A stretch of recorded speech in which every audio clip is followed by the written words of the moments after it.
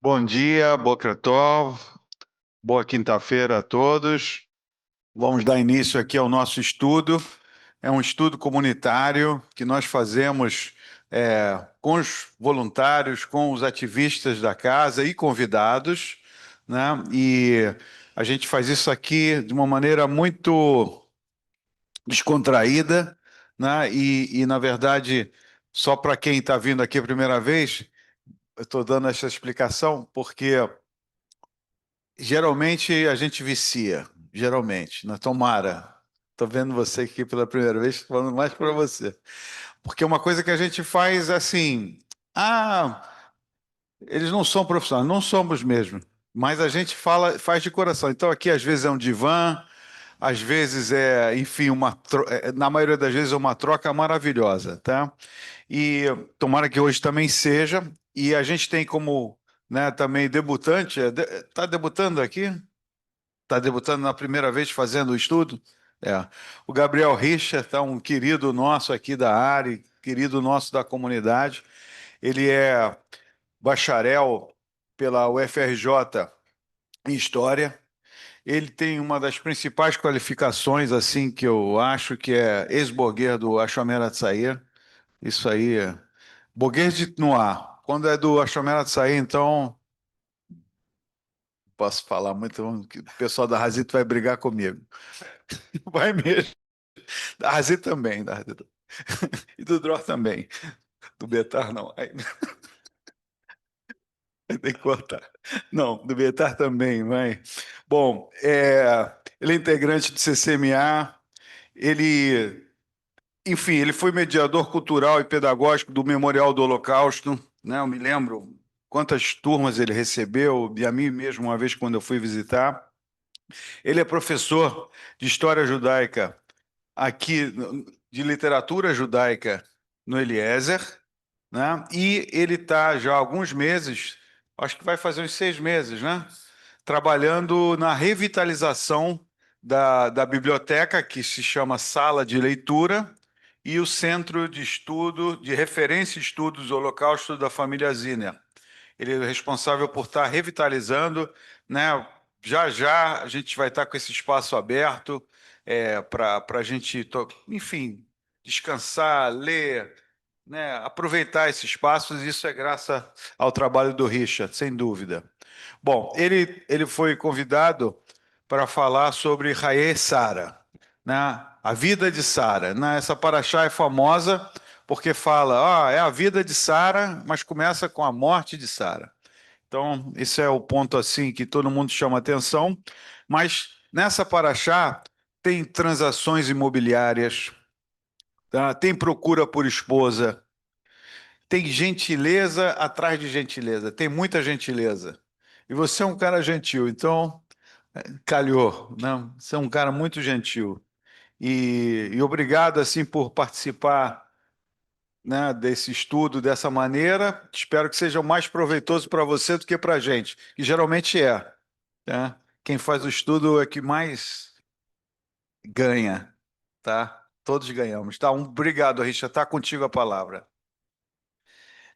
Primeiramente, muito obrigado pela oportunidade de estar aqui com vocês, podendo compartilhar um pouquinho do que eu aprendi, compreendi sobre o texto, né, bíblico, especialmente essa Paraxá, Haye Sará, que tem tantas questões que a gente pode trabalhar, refletir, né? E aí eu vou compartilhar com vocês ah, pontos importantes dessa paraxá, mas também associações fundamentais que também têm a ver com a nossa congregação da ARE, mas também com o judaísmo, com o cenário da comunidade judaica no Brasil e no mundo, né? Datas fundamentais que a gente pode conectar com a narrativa de Haye Sará. Queria também fazer aqui, mais uma vez, né, o Rabino Sérgio fez essa menção no nosso Minyan, mas quero reiterar aqui o meu respeito, né, e, enfim, meus sentimentos ao Ezequiel, funcionário dessa casa, e que, enfim, sua lembrança seja abençoada e que, enfim, nós temos aí gratidão ao seu serviço É. na nossa sinagoga.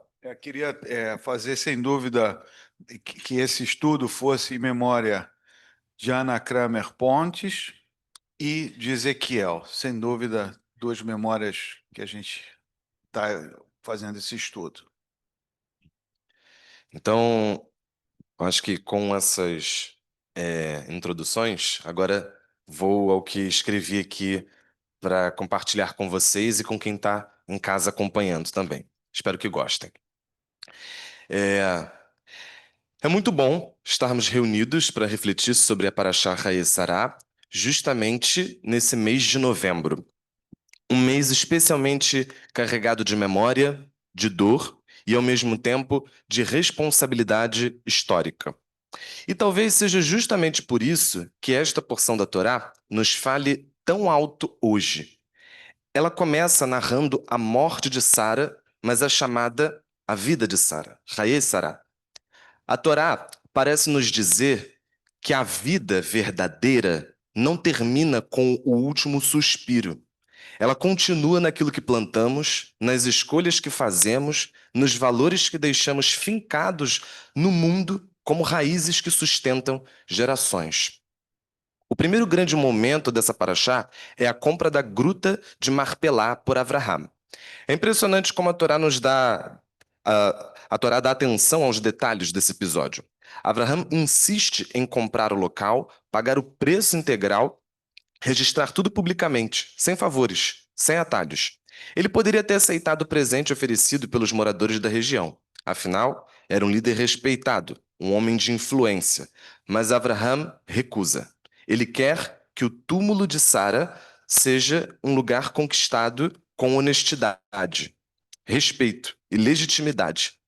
Isso nos ensina que a memória exige solidez, que aquilo que realmente importa, aquilo que representa dignidade, precisa ser construído com transparência. Abraham nos mostra que até nos momentos de dor mais profunda, quando seu coração está quebrado, o caráter permanece firme. Em honra, ele honra Sara, não apenas com lágrimas, mas com responsabilidade. Esse gesto ecoa até hoje. Porque no mundo atual, tão marcado por conflitos, tragédias humanitárias e crises sociais, ainda convivemos com situações em que famílias não conseguem sequer enterrar seus mortos. Povos inteiros lutam por um lugar para existir, para viver e para descansar. A atitude de Abraham nos convoca e nos provoca a fazer uma pergunta incômoda. O que fazemos como sociedade para garantir que a dignidade humana seja respeitada, até o último instante da vida e também depois dela? A forma como tratamos nossos mortos revela como estamos tratando nossos vivos. E esse é um princípio que atravessa culturas, épocas e fronteiras. Logo depois, a Paraxá nos apresenta um segundo momento fundamental: a busca de Eliezer por Rivka. Aqui vemos algo igualmente profundo. A continuidade da história, a construção do futuro, não é dada ao acaso. Abraham envia seu servo de confiança para encontrar alguém que não apenas fosse adequada para Yitzhak, mas que compartilharia os valores fundamentais da família. E Rivka revela quem é não por discursos, não por aparências, não por status, mas por um gesto simples: dar água a Eliezer e também aos camelos. Ela se define pela generosidade espontânea, pela capacidade de enxergar o outro, pela prontidão em agir. Em uma época em que julgamos muito mais pelas imagens e pouco pelas atitudes, Rivka nos lembra que o futuro precisa ser construído com pessoas que não apenas falam sobre bondade, mas que a praticam. A continuidade exige caráter, ética e sensibilidade. É nesse espírito, então, que entramos, que já estamos, na verdade, né, no mês de novembro. E é impossível atravessar esse mês sem sentir o seu peso histórico, como eu falei logo no início. Novembro é um chamado à memória. E a memória é a ponte que liga Marpelá, Kristallnacht, Rabin e a consciência negra. Cada um desses marcos nos obriga a pensar sobre dignidade humana, violência e responsabilidade moral. Em 9 de novembro de 1938, ocorreu a Kristallnacht, a Noite dos Cristais, o pogrom de novembro. Sinagogas incendiadas, casas destruídas, lojas judaicas quebradas, pessoas espancadas e assassinadas nas ruas. Mas talvez o mais chocante não tenha sido o barulho do vidro quebrado. Talvez o mais estarrecedor tenha sido o silêncio das pessoas de bem, o silêncio dos vizinhos, das autoridades, das sociedades que decidiram não se envolver. A Kristallnacht, o pogrom de novembro, é o oposto absoluto da compra de Marpelá. Se Abraham insistiu em dignidade e respeito, o nazismo tentou apagar esses valores da face da terra. Ali, naquele novembro, o mundo aprendeu, ou deveria ter aprendido, que a violência nunca começa nos campos de concentração. Ela começa com pequenas desumanizações, com discursos de ódio, com caricaturas, com distorções, com permissões, com silêncios. A história não está apenas nos grandes choques, mas também nas pequenas rachaduras morais que decidimos ignorar. Ainda em novembro, lembramos o assassinato de Yitzhak Rabin, um líder israelense, um militar que se tornou pacifista, um primeiro-ministro que ousou estender a mão ao outro lado e que foi morto por um extremista. Esse fato nos corta profundamente porque revela algo doloroso. A violência não vem apenas do inimigo externo. Às vezes ela brota dentro da própria sociedade, alimentada pelo fanatismo, pela incapacidade de ouvir e pela distorção da própria fé. Rabin acreditava que a paz exigia coragem e pagou com a própria vida por essa convicção. Ao lembrarmos seu assassinato, somos chamados a rejeitar toda forma de extremismo, de ódio e de absolutismo moral. A Torá nos ensina que o futuro se constrói com continuidade e não com rupturas violentas. A morte de Rabin é um alerta permanente. A democracia, a convivência e o diálogo são frágeis quando deixados à mercê da intolerância. Em novembro, especialmente no Brasil, nos convoca também a refletir sobre o mês da consciência negra. Um período que nos faz lembrar de milhões de pessoas arrancadas de suas terras, privadas de liberdade, exploradas, desumanizadas e silenciadas. Pessoas que por séculos sequer tiveram reconhecido o direito básico ao seu corpo, à sua família, à sua história e muitas vezes até à sua sepultura. Quando vemos Abraham lutando para garantir a Sara um lugar digno, percebemos o contraste brutal com a realidade de tantas populações que tiveram suas memórias destruídas, seus nomes apagados, suas raízes arrancadas. Mas aqui também o judaísmo encontra ressonância com essa luta, porque nossa tradição afirma, desde Bereshit, desde o Gênesis, que todo ser humano é criado à imagem divina. A Torá nos ordena não oprimir o estrangeiro, porque sabemos na pele o que é ser estrangeiro, como fomos estrangeiros no Egito. A justiça, diz o texto bíblico, deve ser perseguida não uma vez, porém duas vezes mais. Tzedek, tzedek, tiridov. Como se a própria Torá insistisse que para os vulneráveis a justiça não pode esperar. E Picor Nefesh, o princípio que coloca a vida acima de tudo no judaísmo, nos ensina que nenhuma sociedade pode se considerar justa enquanto vidas continuam sendo tratadas como descartáveis. Assim, ao unir Haye Sará a este mês de novembro, vemos um fio moral muito claro. A dignidade humana precisa ser defendida com a mesma determinação com que Abraham comprou Marpelá. A continuidade ética precisa ser construída com a mesma sensibilidade que Eliezer e Rivka demonstraram. A memória das vítimas da Kristallnacht, o pogrom de novembro, precisa ser preservada para que o ódio nunca mais encontre terreno fértil. A lembrança de Rabin precisa nos fortalecer contra os extremismos que corroem o diálogo. E o mês da consciência negra precisa nos inspirar a transformar o passado de injustiças num presente de igualdade e num futuro de respeito. E talvez essa seja a grande mensagem que Raia Sará nos oferece ao século XXI. que o legado que deixamos não se mede pelas estruturas que construímos, mas pelos valores que sustentamos, que o futuro que desejamos não nasce espontaneamente, mas das escolhas éticas que fazemos hoje, que a dignidade humana não é um detalhe, mas o fundamento sobre o qual tudo repousa. Que possamos, então, aprender com Abraham a agir com a decência mesmo na dor. Aprender com Sara a viver de modo que nossa luz continue iluminando mesmo depois da nossa partida. Aprender com a história que o silêncio diante da injustiça é sempre cúmplice. Aprender com Rabin que a paz exige coragem e não apenas palavras. E aprender com o mês da consciência negra que a dignidade não é um privilégio, mas um direito, e que também é sagrado. Que este novembro, com todas as suas memórias, não seja apenas lembrado, mas transformado em compromisso. Que sejamos capazes de construir uma sociedade em que vidas, histórias, identidades e sepulturas sejam tratadas com o mesmo respeito que Abraham dedicou a Sara. E que a vida de cada um de nós, assim como a vida de Sara, continue ecoando, frutificando e iluminando. É isso, pessoal.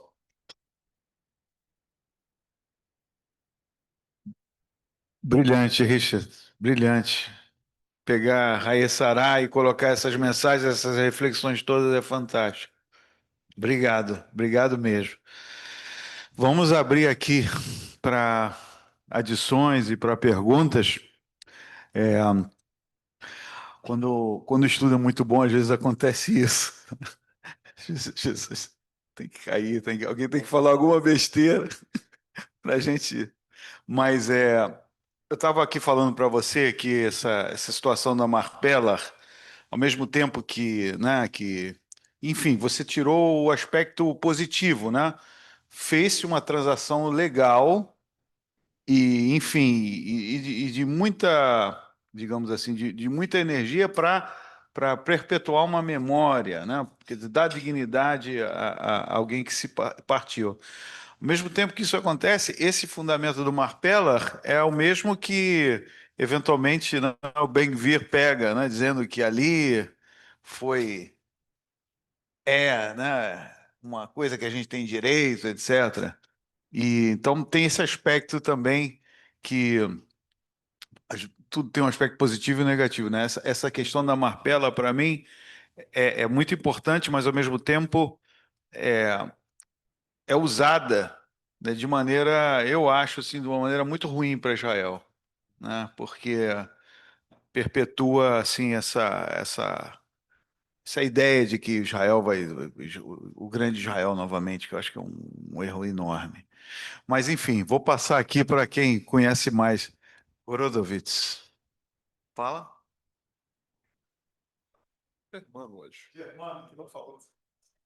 Ué.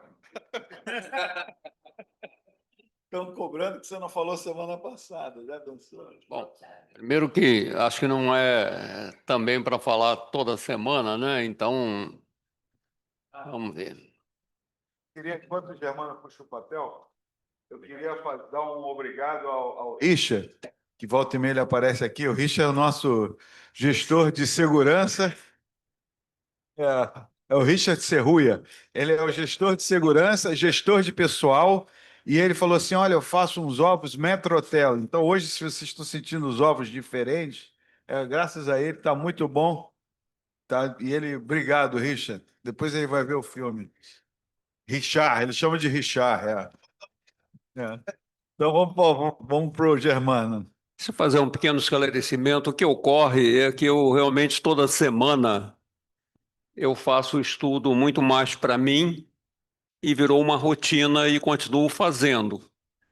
Agora, eu não entendo porque tem que contribuir com toda semana, mas vamos em frente. Primeiro, agradeço a você, Gabriel, o estudo que você fez e fica interessante a ótica que você absorve, que você caminha, você vai ver que é bastante diferente do que eu vou dizer. Na área News, o André Sena, ele consegue descrever essa situação toda de uma forma bastante romântica, que é outra forma de você ler a Paraxá. Na nossa paraxá, ocorreram núpcias arranjadas e a ternura de casamento quando Isaac trouxe Rebeca para a tenda de sua mãe, Sara. Rebeca tornou-se a sua esposa e ele a amava. Posteriormente ocorre uma família dividida por causa de amarga rivalidade de seus filhos gêmeos. Sempre haverá diferenças de opinião entre os pais, mas se o pai prefere Esaú e a mãe prefere Jacó, em relação a uma questão tão importante como quem vai vestir o manto de herdeiro espiritual de Abraão. Não deveria haver uma discussão e uma oportunidade para examinar a verdadeira natureza dos personagens muito diferentes de seus filhos para chegar a um consenso?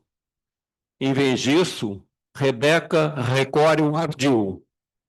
Por que Rebeca deve recorrer ao engano? Por que ela não poderia simplesmente ter levantado a questão com Isaac? Acontece que a experiência angustiante da Quedá deixou Isaac em estado de choque permanente. Portanto, não é surpreendente que o traumatizado Isaac tenha se tornado um sobrevivente silencioso e não comunicativo. E se nem a esposa nem o marido pudessem falar abertamente um com o outro, não poderia haver uma comunicação real entre eles.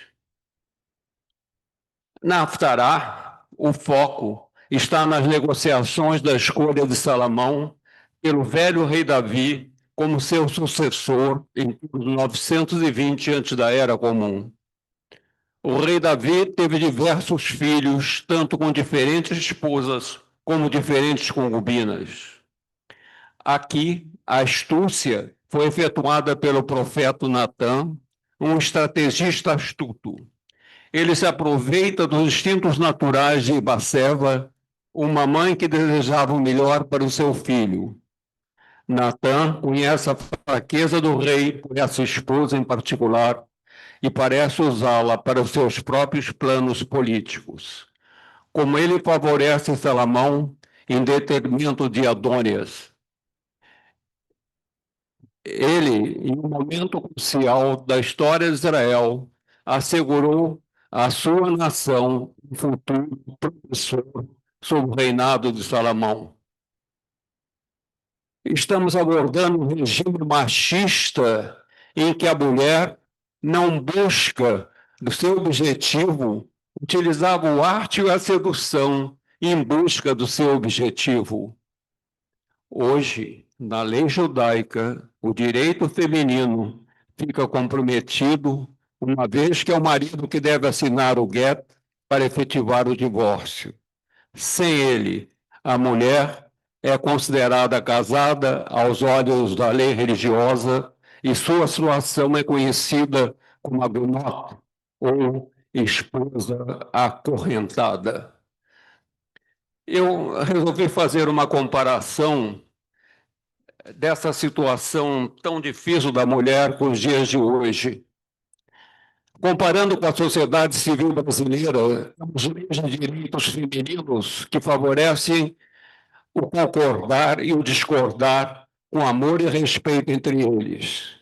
O acesso à educação da mulher começa em 1827. Em 1879, o acesso às faculdades foi liberado. O sufrágio feminino foi garantido só em 1932, com o voto tornando-se obrigatório em 1965, embora as mulheres casadas precisassem de autorização do marido até a Constituição de 1988. Quando a Constituição brasileira passou a reconhecer a mulher como iguais aos homens, a exigência de virgindade para anular um casamento só foi abolida em 2002.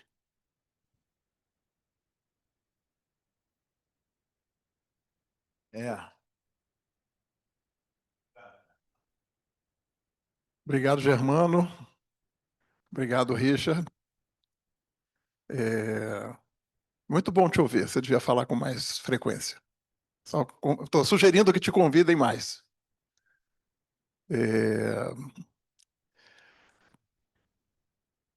Eu queria chamar a atenção sobre aspectos que não foram mencionados por você. Acho que você tratou muito bem do aspecto que você quis trazer aqui.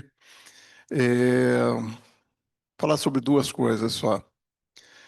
A primeira delas é que Eliezer, ou assim a gente o chama, na verdade a Torá não atribui esse nome, né? Esse nome é dado posteriormente, porque a gente mais tarde fica sabendo que Eliezer era o principal funcionário de Abraão, então a gente imagina que ele mandou o principal funcionário dele buscar a esposa para o filho, mas vamos tratá-lo aqui como Eliezer. Eliezer não é um personagem judaico, né? Pela narrativa bíblica, ele não é judeu.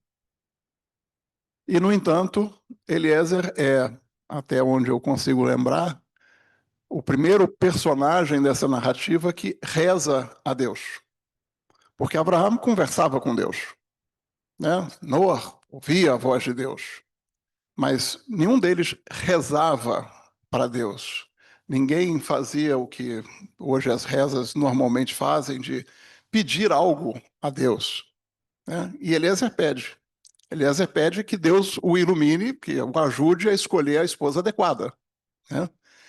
E é muito interessante a gente ver que o nosso livro de fundação, né, nosso texto fundacional, traz essa possibilidade, né, de ter outras pessoas fora do universo judaico participando desse mundo judaico de forma plena. O que, de certa forma, foi ratificado hoje, quando a Débora foi chamada a Torá. Um segundo aspecto que eu queria chamar a atenção é sobre a própria Rivka. Rivka é uma personagem, como Sara também é, mas mais ainda, é uma personagem feminina muito forte dentro do nosso texto, né?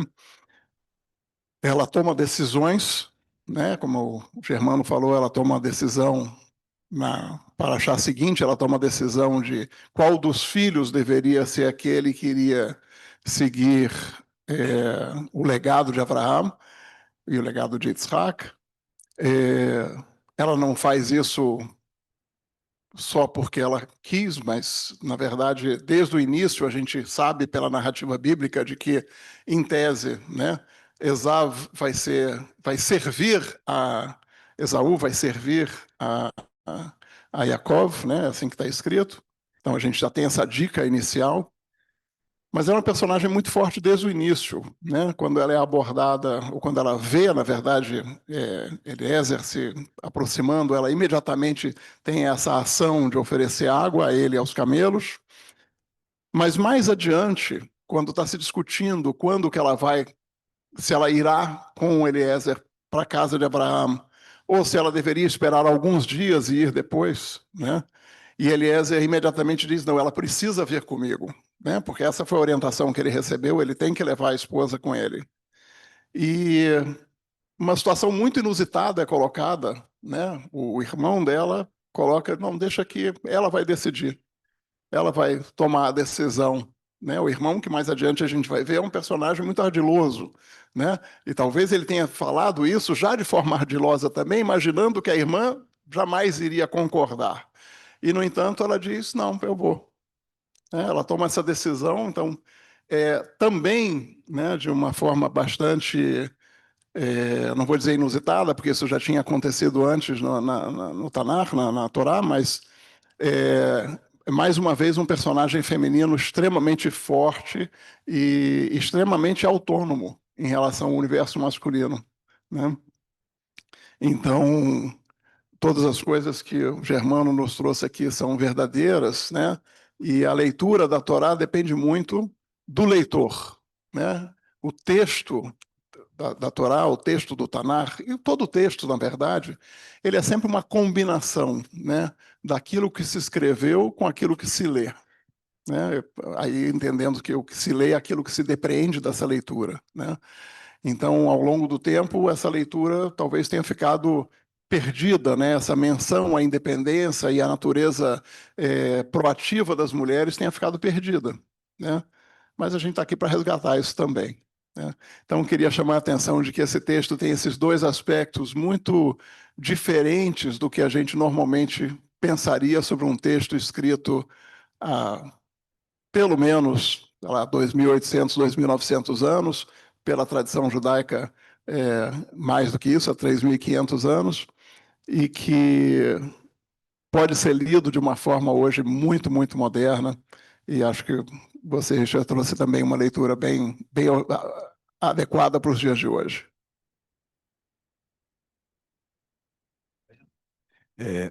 Som, tá com som. Primeiro, mais uma vez, assim, agradecer a contribuição de vocês. Eu acho que nós precisamos fazer um exercício de trazer elementos da atualidade, mas acho que nunca deixar também de voltar ao texto para que, a partir dessa leitura mais direta, a gente consiga, né, pegar ali e fazer a devida interpretação. Aliás, há muitas possibilidades, né, quando a gente lida com texto bíblico. Mas uma outra coisa que me veio aqui à mente é que, por favor, me corrijam se eu estiver errado, mas eu estava dando uma olhadinha nos títulos, né, das parashiot, e me parece que essa é a única paraxá que contém o nome de uma mulher, né? E isso também é muito significativo. Raê Sará, né? Sara é uma personagem importante no texto da Torá e ela está, né, com o seu nome num título, né, de uma porção da Torá. Isso é realmente fundamental e instigante, né? Porque, como o Ricardo e o Germano agora há pouco trouxeram, a questão feminina, né, ela surge ali como algo a ser refletido.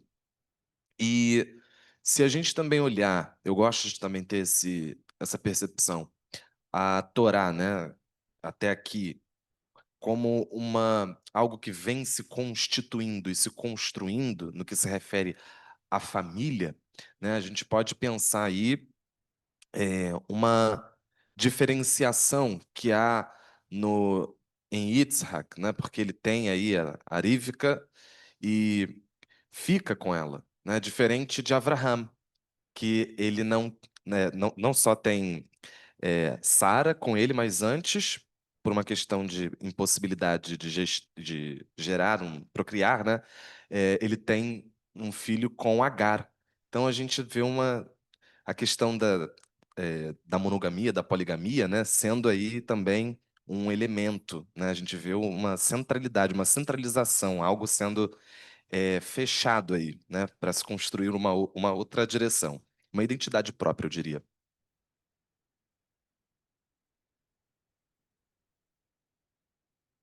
Não, por favor. Não, e se eu não me engano,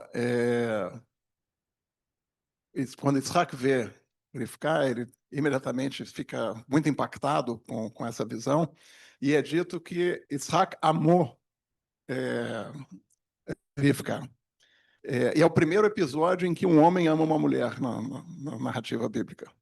Porque antes Abraão já tinha dito que Sara era uma mulher linda, né? Era uma mulher muito bonita, mas não dizia que ele amava Sara. Isaac não, Isaac ama Rivka. E o que me chama a atenção, antes de passar para a Ana, é que o critério de seleção é o Hesed, né? A bondade, né? Então, quer dizer, quem quer arranjar um casamento tem que ser bom, né? Não pode ser, tem que ter gentileza. E a segunda coisa é essa fixação de trazer essas mulheres de outro lugar, né? Tinha que ser sempre do Irã, do Iraque, de lá que saía boas esposas. É. As de Israel não serviam lá do. Bom. Bom dia a todos. O meu nome é Sara e eu não poderia ter recebido outro nome. Então, o que que acontece? Eu vou trazer aqui usando da minha prerrogativa feminina, né, de fazer uma colocação, um exemplo prático, uma coisa prática, uma vivência feminina em Marpelá. Eu não sei quantos de vocês tiveram a oportunidade de estar lá, mas eu tive essa chance, Baruch Hashem, e vivi uma coisa maravilhosa. Visitando Marpelá, diante daquela sala maravilhosa, cheia de paz, de Kedushá. Eu comecei de olhos fechados, eu estava rezando, meu corpo balançava, e eu comecei a entoar uma música que vinha da alma, uma música linda, que vinha espontânea, balançando o corpo, cantando aquilo. De repente, naquela sala, fez-se um silêncio total, e as pessoas foram chegando, e eu estava cantando. Quando eu abro os olhos, do outro lado tinha uma janelinha, onde tinha uma árabe, e ela estava chorando. Ela virou para mim, colocou a mão sobre o coração, me mandou um beijo, e eu vi que eu chorei, instintivamente eu chorei, mandei um beijo para ela, e naquele momento pensei todas as coisas que nos separam, todas as coisas que separam os povos, né? Se nós viemos para esse mundo para construir um mundo bem melhor, se nós viemos para esse mundo, e esse mundo foi criado para que o Eterno fizesse aqui a sua morada, e eu digo, dentro de nós, porque tantas separações. Então, eu vejo o nosso papel como mulheres, de trazer ternura, de trazer aconchego, de trazer alegria, de trazer um envolvimento cada vez maior e melhor dentro da comunidade que nós vivemos, dentro do prédio, do local onde que nós vivemos e trabalhamos, mas principalmente dentro da nossa casa, para que a união esteja presente, para que os nossos filhos tenham um exemplo de união, de paz, de construir realmente um mundo bem melhor. Então, essa foi uma experiência inesquecível em Marpelá, que eu compartilho com vocês. Muito obrigada. Bom dia. Queria primeiro agradecer, Gabriel, a sua fala, e acho que são dois aspectos que eu queria trazer. Uma, a gente está acostumado a fazer essas conexões perto de Pêssar, né? Porque tem tantos acontecimentos históricos no mundo todo, Levante do Gueto, né? Enfim. Então, acho que foi muito próprio. E queria, sobre a questão da mulher, eu me chamo Raissara. E queria também, a partir disso, fazer uma conexão, porque também a gente costuma pular, né? Lá do início para hoje. Minha avó se chamava Raissara, mãe do meu pai, que morreu em Treblinka. Meu pai foi sobrevivente de Auschwitz, mas não é sobre isso que eu quero falar. Posso falar em outro momento. E ela conheceu o meu avô, os dois eu não os conheci, claro, mas ela conheceu o meu avô no dia do seu casamento. Era uma família racídica, embora meu avô, que eu não conheci, ensinasse a rezar uma das filhas mulheres que assim o queriam. Então, eu só queria trazer um pequeno aspecto que talvez também todas essas nossas formas um pouco matizadas, muito estereotipadas, de a mulher então, a mulher agora.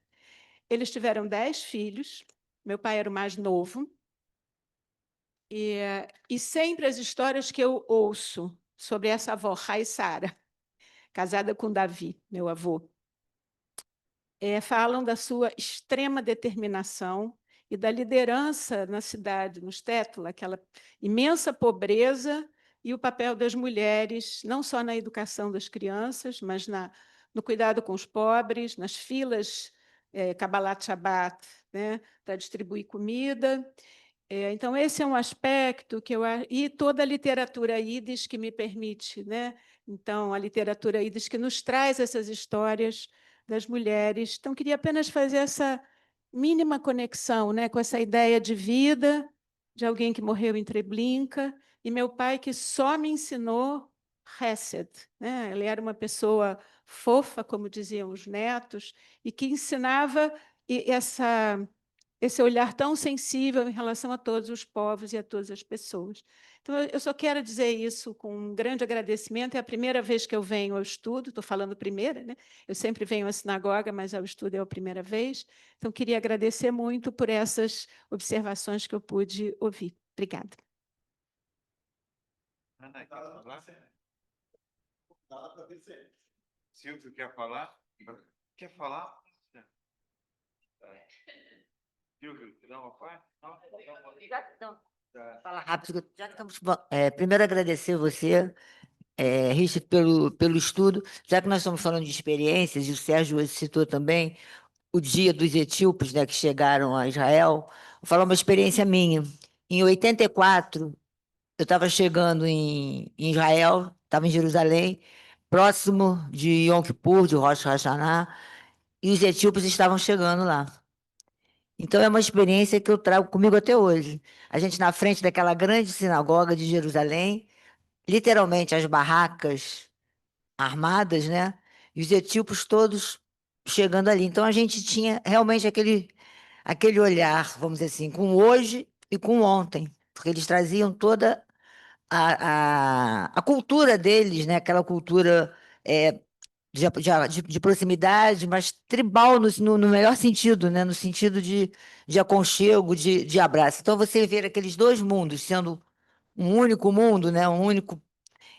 E dali você faz várias reflexões, e a partir dos etíopes, quer dizer, os etíopes vieram da África, né? São negros, então você traz essas conexões todas, como você colocou, mas eu acho que essa questão dos etíopes, desde esse momento que eles entraram em Israel, eu acho que muitas outras reflexões, não só Israel, mas o mundo inteiro teve que fazer a partir disso. E uma outra experiência foi justamente com os etíopes. Eu estava em Paris, mas em 2013, e teve um grande movimento lá dos etíopes colocando a questão do preconceito que eles sentiam. Primeiro, o preconceito da pele, que eles não podiam jamais esconder a cor da pele. E depois, o segundo preconceito por serem judeus.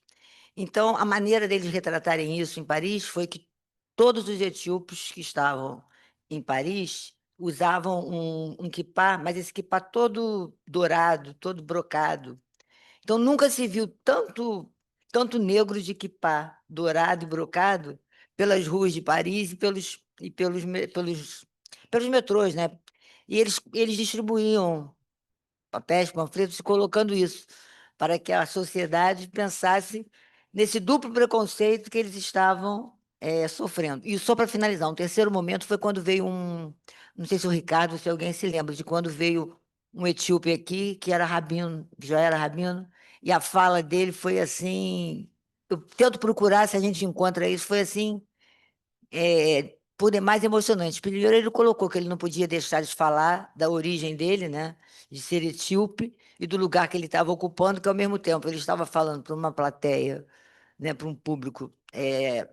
Hein? Ele era deputado? Que ele estava falando, né, numa sinagoga, mas para como é que se diz?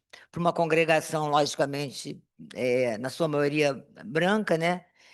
E ele não poderia deixar de colocar a questão dele. Então, ele fez primeiro toda uma introdução sobre a questão da cor dele, né, e a questão da chegada do etíope. Você tem algum relatório, algum dado sobre esse?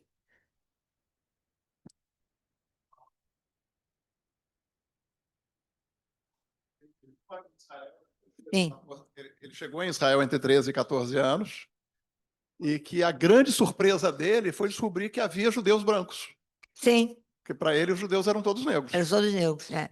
E ele, nesse tempo, ele conseguiu se inserir na sociedade, estava aqui contando a história. Então, eu acho que são experiências assim que a gente guarda para sempre.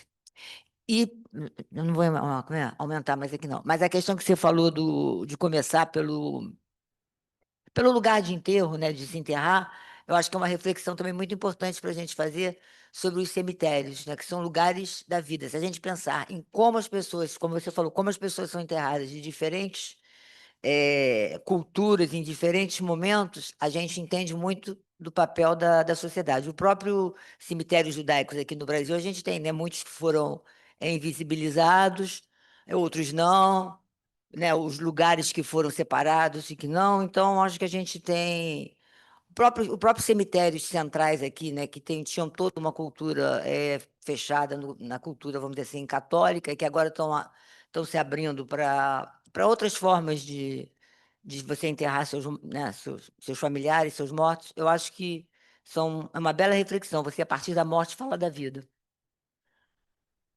É isso aí, estamos praticamente terminando, né? Mas eu queria agradecer o relato da senhora Sara. Senhora Sara, é muito inspirador, né, saber desse reset árabe dentro do Marpella, né? Uma coisa que a gente, tem que ser nosso, porque se não for nosso, a gente não vai. Como você vê, eles estão ali mostrando um reset, e é importante a gente saber que isso existe e existe mesmo, né?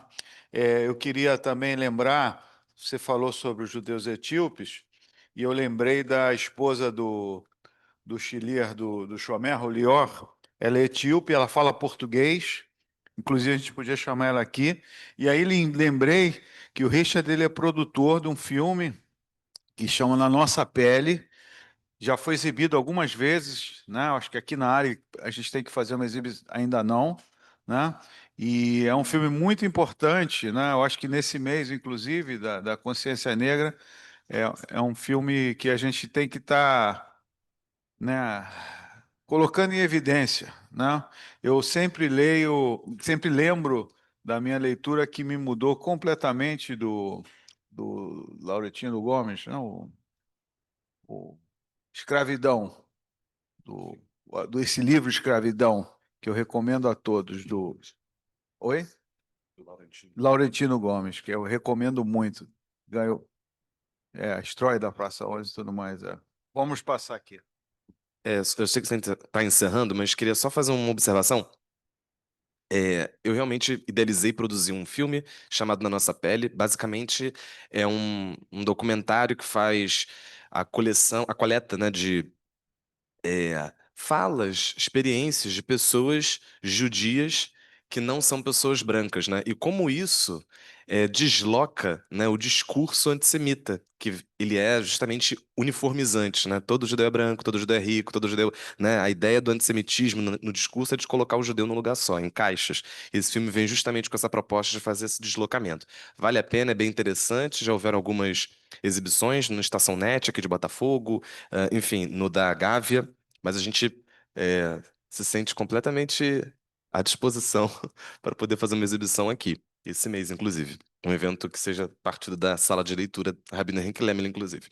E uma outra coisa, acho que Sônia deve conhecer esse livro. Eu faço a recomendação, já que a gente está nesse mês da consciência negra e a gente está falando sobre questões, né, no entorno do texto da porção, né, Raia Sará. Existe um livro que eu recomendo para todo mundo que se chama O Preto que Falava Yiddish, do Ney Lopes.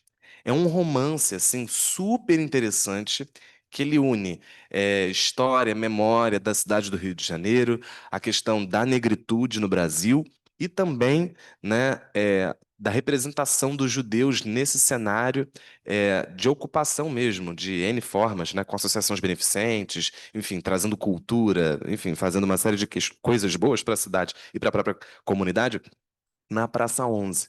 Então, assim, é bem bacana, muito legal. Acho que tem um link com a história da área, com, enfim, o que a gente está debatendo, trazendo aqui. Enfim, vale a pena. Acho que é isso. Richard, obrigado. Alguém mais quer falar? Eu acho que 9h43. A Silvia levantou ou deu para. Ah, não, a Silvia bateu palma. Ou quer falar, Silvia? Quer falar? Aproveita. Bom dia. Olha, É, mandaram corações também, ó. Solange mandou corações, né? Tá. Pode. Cortou. Silvia, tá muda. Tá muda. Solta o teu microfone. Bom Foi. dia. Agora estão escutando? Sim. Adorei o comentário. Eu só fiquei pensando numa questão, né, complementando aí o que vocês estavam dizendo, né, sobre a mulher não tá visível, às vezes, como uma força transformadora no texto do Tanar, ou mesmo ah, muito visível pela questão do Hesed. Eu queria dizer duas coisas. Uma, que às vezes o que é invisível, o que não é falado, não quer dizer que ele não esteja lá, né? Muitas vezes a gente não fala de um determinado assunto, mas ele permanece nas entrelinhas. E isso é bonito também. Eu acho que é um outro tipo de presença. Vale para a questão até do negro no Brasil, vale para a questão da mulher, né? Vale para outras inúmeras questões. Então, muitas vezes a gente tem o trabalho de visibilizar aquilo que está invisível e que é levado assim, for granted, levado em consideração sem muito cuidado ao longo dos textos e das falas. E a outra coisa, eu queria valorizar a questão do Hesed. Eu acho tão bonito isso, que a mulher seja considerada assim pelo estilo de compaixão, e acho que esse é um valor que a gente está perdendo, né? No sentido de que a gente está trocando o Hesed por esse espírito aguerrido, que você sempre tem que estar com o espírito aguerrido, com disposição para brigar, com disposição para discutir, e tem uma delicadeza nesse papel do Hesed, tanto para a mulher, mas para os homens também, né? Para a vida em geral, que eu acho muito bonito. Eu gosto dele. Era só isso. E aí, de qualquer forma, dar parabéns para o Richard. Lindo, lindo, lindo que você falou. Um beijo para todos. Obrigado, Silvia. Reset gera reset, né? Eu acho que é por aí. Olha, o Silvio vai falar e eu vou fazer umas propagandas aqui finais.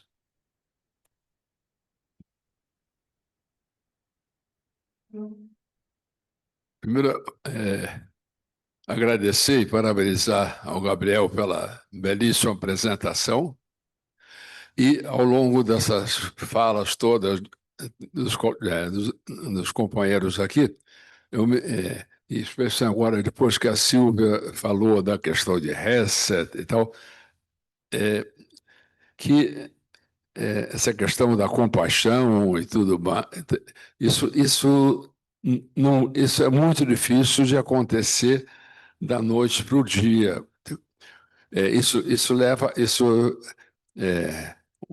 A compreensão das diferenças leva algum tempo. E Abraão tinha mais um filho, teve mais um filho, como foi mencionado aqui com Agar, Ismael. E Abraão ouviu o conselho de Sara e despachou. Em bom português, despachou a Agar para o deserto e, milagrosamente, ela, com o filho Ismael, sobreviveu.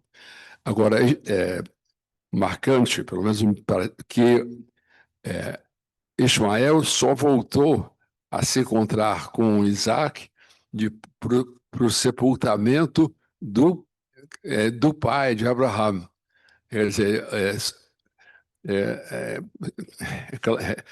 agora para o sepultamento de Agar, que foi a mentora dele ter sido despachado, ele não apareceu, lógico, mas passaram-se mais 2 gerações para que o espírito dele se apaziguasse e também o espírito de Isaac para aceitar o meio-irmão de volta.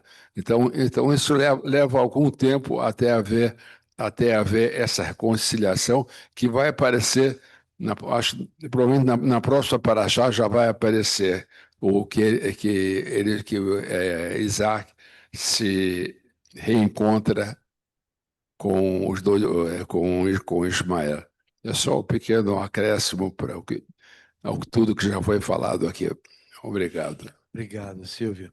Então, assim, agradecer novamente ao Gabriel. Lembrar, hoje estamos começando uma atividade nova na área, tá? Oficina Prática de Leitura da Torá, com Hazan André Nudelman e com o nosso ex-presidente Ricardo Gorodovitz.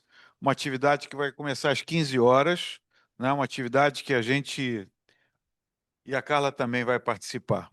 Então, na verdade, é uma oficina para Morim, para Morot, para interessados, né? Aprender a ler, cantar, né? Ler cantando a Torá, os também Mikrot, enfim, todas essas coisas que envolvem a leitura da Torá. Que seja de sucesso essa atividade, que a gente tenha aí a geração assim de muitos interessados e, quem sabe, de talentos futuros, não é isso? Que a gente... É, olha, é um desafio.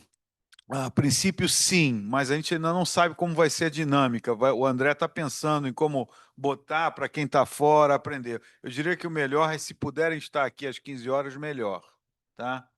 Mas deve ter uma maneira de transmitir também, tá, Silvio? Vai aparecer um link, em algum momento a gente vai soltar o link nos meios da área. Eu queria também falar que hoje a gente tem a oficina musical de Filote, que está bem concorrida, é à noite, às 19 horas, com Hazan Oren. Então, quem quiser vir para aprender a cantar as rezas, enfim, ter, né, a honra de ter o Oren como professor para isso, eu acho que é uma oportunidade única. Tá? Tem uma atividade também dos jovens, Encontro de Nuot, isso são para os jovens, e é isso. Vamos lembrando também das atividades que existem aqui do Garinim, é uma coisa que eu pouco falo.